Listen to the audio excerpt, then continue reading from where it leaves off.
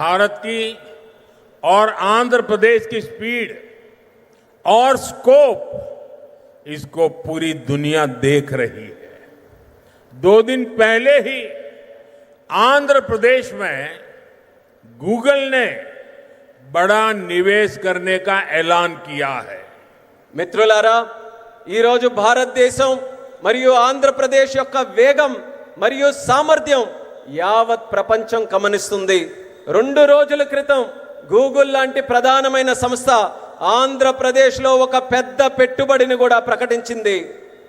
Google यहां हमारे आंध्र प्रदेश में भारत का पहला आर्टिफिशियल इंटेलिजेंस हब बनाने जा रही है।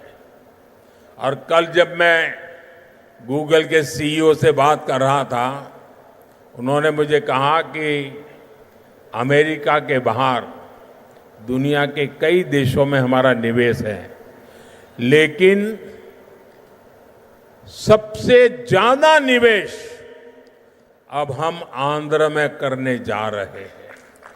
इस नए एआई हब में powerful AI infrastructure, data centre capacity, large scale energy sources और एक्सपांडेड फाइबर ऑप्टिक नेटवर्क शामिल है।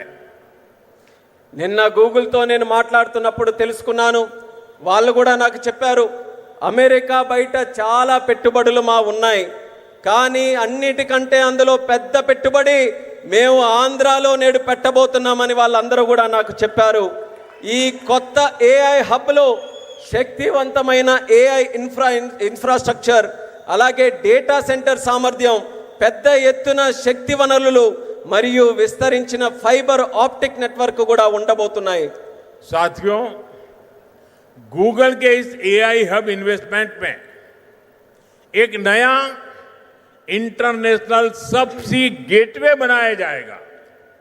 इसमें कई इंटरनेशनल सबसी केबल्स शामिल होंगे जो भारत के ईस्टर्न कोस्ट पर विशाखापट्टनम तक पहुंचेगी। మిత్రులారా, ఈ గూగుల్ ఆర్టిఫిషియల్ ఇంటెలిజెన్స్ హబ్ ఏదైతే ఉందో, ఈ పెట్టుబడితో కొత్త అంతర్జాతీయ సబ్సీ గేట్వే కూడా తయారవబోతుంది. ఇందులో అంతర్జాతీయ సబ్సీ కేబుల్ వల్ల మన భారతదేశం యొక్క తూర్పు తీరంలో ఉన్న విశాఖపట్నం నగరం మరింత బలోపేతమై ఈ కేబుల్స్ అన్ని కూడా అక్కడ చేరుకోబోతున్నాయి. साथियों, इस प्रोजेक्ट से विशाखापट्टनम एक एआई और कनेक्टिविटी हब के रूप में स्थापित होगा। ये केवल भारत ही नहीं बल्कि पूरी दुनिया को सेवा देगा। मैं इसके लिए आंध्र के लोगों को विशेष बधाई देता हूं और चंद्रबाबू के विजन की भूरी भूरी प्रशंसा करता हूं। మిత్రులారా, ఈ ప్రాజెక్టు విశాఖపట్నం ఒక ఆర్టిఫిషియల్ ఇంటెలిజెన్స్ మరియు కనెక్టివిటీ హబ్గా ఏర్పాటు చేయబోతుంది. ఇది కేవలం భారతదేశానికే కాకుండా యావత్ ప్రపంచానికి కూడా ఇది సేవ చేయబోతుంది. దీనికి ఆంధ్రప్రదేశ్ రాష్ట్ర ప్రజలందరికీ కూడా ప్రత్యేక అభినందనలు తెలియజేసుకుంటున్నాను. అలాగే మన ముఖ్యమంత్రి వర్యులు చంద్రబాబు నాయుడు గారి తాలూకా విజన్కి కూడా ప్రత్యేకంగా నేను ప్రశంసిస్తున్నాను. साथियों, भारत के विकास के लिए आंध्र प्रदेश का विकास जरूरी है और मैं मानता हूं आंध्र के विकास के लिए रायलसीमा का विकास भी जरूरी है। आज कर्नूल की जमीन पर जो काम शुरू हुए हैं, ये रायलसीमा के हर जिले में जॉब्स और प्रॉस्पेरिटी के नए दरवाजे खोलेंगे। इन प्रोजेक्ट से यहां इंडस्ट्रियल डेवलपमेंट को और गति मिलेगी। మిత్రులారా, భారతదేశ అభివృద్ధికి ఆంధ్రప్రదేశ్ అభివృద్ధి చాలా అవసరం. అలానే ఆంధ్రప్రదేశ్ యొక్క అభివృద్ధికి రాయలసీమ అభివృద్ధి కూడా అంతే అవసరమైనదని నేను నమ్ముతున్నాను. ఈరోజు కర్నూలు గడ్డపై ప్రారంభమైన పనులు రాయలసీమలోని ప్రతి జిల్లాలో ఉద్యోగాలు సృష్టిస్తాయి మరియు ఈ ప్రాంత ప్రగతికి సరికొత్త ద్వారాలు కూడా తెరిపిస్తాయి. ఈ ప్రాజెక్టుల ద్వారా ఇక్కడ పారిశ్రామిక అభివృద్ధి మరింత వేగవంతంగా ముందుకు నడుస్తుంది.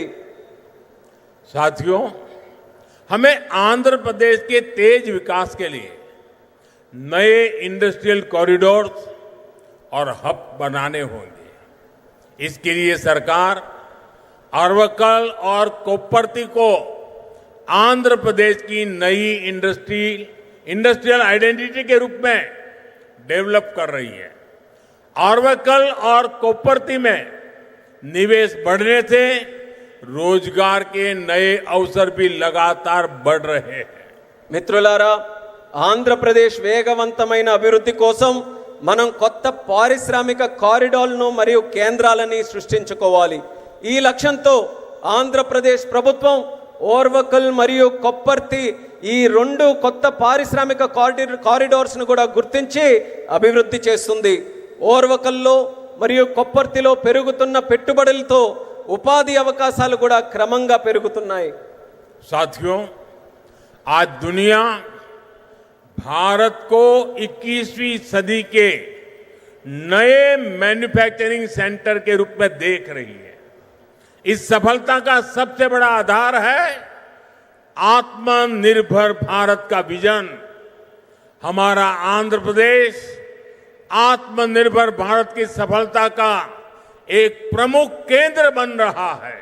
మిత్రులారా, నేడు ప్రపంచం భారతదేశాన్ని 21వ శతాబ్దానికి ఒక తయారీ కేంద్రంగా చూస్తుంది.